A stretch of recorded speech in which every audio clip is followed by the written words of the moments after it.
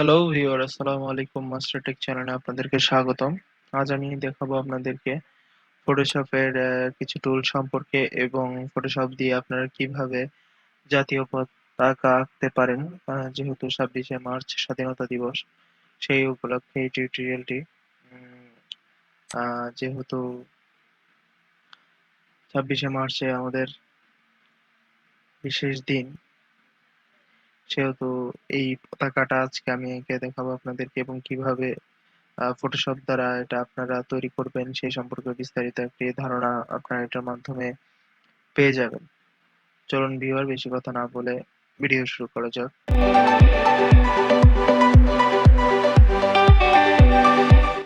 তো প্রথমে ভিউয়ার, এখানে দেখতেছেন আপনারা আমার ডেস্কটপের মধ্যে এটা পতাকা আঁকা আছে। আহ, সেই পতাকাটা মনে করেন আমরা এই পতাকাটা ফটোশপের মাধ্যমে আমরা ক্রিয়েট করব আবারও। তো ভিউয়ার, প্রথমে আমাদেরকে যেতে হবে ফটোশপে। ফটোশপে আসার পরে এখান থেকে ফাইল আছে, এডিট আছে, ইমেজ আছে, লেয়ার আছে, টাই টাইপ আছে, সিলেক্ট আছে, ফিল্টার আছে, তারপর 3D ভিউ উইন্ডো আছে, হেল্প আছে। তো এই উইন্ডো থেকে কি কি বিভিন্ন ভাবে আপনারা নেবেন সেটা। আর ফাইল থেকে মনে করেন আমরা যে কাজটা করব, ফাইল থেকে প্রথমে নিউতে ক্লিক করব। নিউতে ক্লিক করলে এখানে একটা ফাইল নেম দিবেন আপনারা। মনে করেন এখানে ফাইল নেমটা দিবেন national national flag. National flag লিখে সার্চ দিবেন। অবশ্যই এটার হাইট ওয়েট হতে হবে ইঞ্চিতে আমরা নিব। পিক্সেল আছে যেটা, এটাকে আপনারা ইঞ্চি করে নেবেন। আপনাদের আমরা জানি যে পতাকা রেশিও হচ্ছে 10:6। আমরা সেই অনুযায়ী রেশিওটা নিয়ে নিব। আর রেজুলেশন যেটা আছে সেটা 72 হবে। এখানে যেটা RGB কালার আছে, বিটম্যাপ পুরোনো দিনের সেটা, গ্রে স্টাইল একদম সাদা কালো হয়ে যাবে। RGB কালার হচ্ছে মূলত আপনার ওয়েব কন্টেন্ট যেগুলো তৈরি করবেন আপনারা, ফেসবুকে পোস্ট করবেন, ওগুলোর জন্য RGB কালার। সিএমএ যদি এটা প্রিন্ট করেন তাহলে সিএমএ কে কালার দিবেন। আর ল্যাব কালার হচ্ছে বেশি ভালো মানের কালার যেটা আছে সেটার গ্রেডিং এর জন্য ল্যাব কালারটা ইউজ করা হয়। আমরা RGB দিব। RGB দেওয়ার পরে আমাদের কাজ শেষ। আমাদের একটা এরকম একটা ইন্টারফেস আসবে। তো ভিউয়ার, আমাকে এখান থেকে যে সিলেকশন টুল যেটা থাকতে হবে সেটা হচ্ছে মনে করেন আপনার রেক্টেঙ্গেল সিলেকশন টুল যেটা আছে সেটা থাকতে হবে। আর এক্ষেত্রে আমার একটা ফরগ্রাউন্ড কালার আর ব্যাকগ্রাউন্ড কালার, দুইটা কালার আছে। আমরা ব্যাকগ্রাউন্ডের কালারে সবুজ দিয়ে নিব, যেহেতু আমাদের পতাকার রং সবুজ, সেহেতু আমরা পতাকার রংটা একটু সবুজ, গাঢ় সবুজ দিয়ে দিব। আহ হচ্ছে না, একটু গাঢ় সবুজের দিকে দিলাম। এটা হবে আমাদের। আচ্ছা, এটা তো ফরগ্রাউন্ডের কালার চলে আসলো। এখন আমরা ব্যাকগ্রাউন্ডের কালার দিব।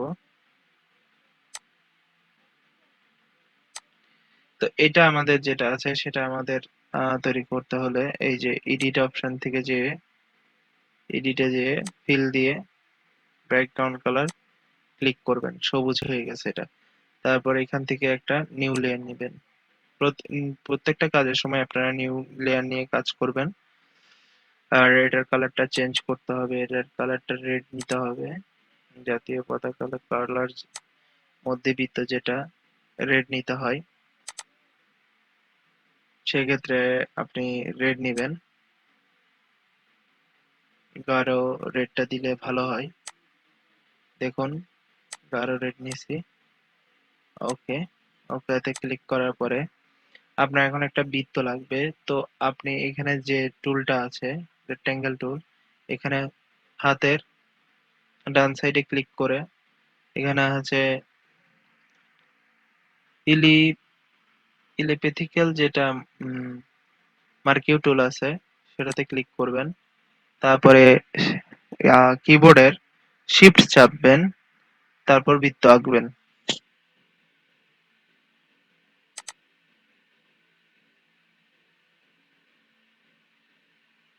এটা সিলেকশন হয়ে আছে, দেখতেছেন ভিউয়ার এটা সিলেক্ট হয়ে আছে। তো আবার এডিটে যাবেন, ফিল দিবেন, এটা হবে যে আপনার ফরগ্রাউন্ড কালার রেড হবে। আচ্ছা, এটা হচ্ছে না, আমাদের কিছু একটা হয়তো ভুল আছে। আচ্ছা যাই হোক, এটা ফরগ্রাউন্ড কালার রেড চলে আসছে, দেখছেন? তো এইভাবে আপনারা করতে পারেন। তো যেহেতু আমার টুলটা, এটা মুভ টুল হতে হবে। মুভ টুল হলে মনে করেন যেহেতু পতাকার আমাদের সাইডে থাকে বৃত্তটা, তো আমরা এটা কি করব, মিডলে যদি নিতে চান, এই সাইডে মিডল, এই সাইডে যদি দেন তাহলে সেটা হয়ে যাবে। আচ্ছা, এখান থেকে যেটা আছে সেটা সরাইতে হলে আপনাকে কি করতে হবে, এটার উপর ক্লিক নাই, এডিটের উপর এই সিলেক্টের উপর কি অল সিলেক্ট, আবার ডিসিলেক্ট দিলেই এটা আপনাদের হয়ে গেছে কি একটা পতাকা হয়ে গেছে। এখন এটা আপনারা দুইটি উপায়ে সেভ করতে পারেন।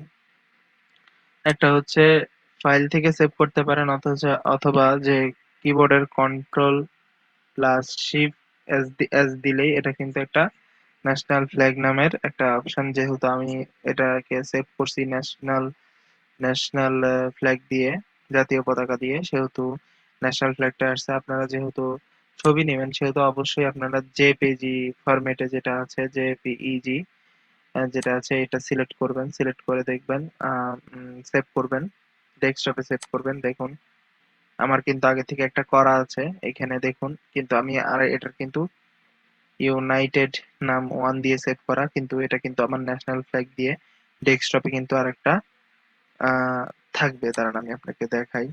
ডেস্কটপে টাইটেলে ওকে দিয়ে দিবেন, ওকে দিয়ে দিলাম। এখন যদি আমরা দেখি আমাদের ফ্ল্যাগটা অরিজিনাল, এটা হচ্ছে আমার অরিজিনাল ফ্ল্যাগ। এটা হচ্ছে এখন যেটা ক্রিয়েট করলাম আপনাদেরকে দেখালাম, দেখুন এটা এরকম আসবে। আপনি চাইলে এটা পোস্ট করতে পারবেন ফেসবুকে 6:10 অনুপাতে, আপনার যেটা আমি বানিয়েছি সেটা। আর এটা একটু দেখি এটা কেমন লাগে, দুইটার অনুপাত একটু ভিন্ন আছে হয়তোবা, যার কারণে এরকম আসছে। আর আপনি চাইলে যদি আপনি চান, মনে করেন এই যে আমার একটা ফোল্ডার আছে, ফোল্ডারের মধ্যে দেখুন এখানে ফেসবুক পোস্টের জন্য আমি একটা পোস্ট করেছি যে create in your own design with Photoshop CS6 যেটা আছে সেটা আমি তৈরি করেছি। এরকম করলে আপনি এখান থেকে দেখুন আমার 3টা লেয়ার আছে, এখানে কাজ করেছিলাম, কাজ আছে, নাও দিব আমরা, যেহেতু আমার দরকার নেই এটা। এরকম যদি আপনারা পিএসডি যে ফাইলটা আছে, পিএসডি তে আপনারা সেভ করবেন। সেভ করলে মনে করেন যে এটা আপনি আবার নিউলি ভাবে কাজ করতে পারবেন।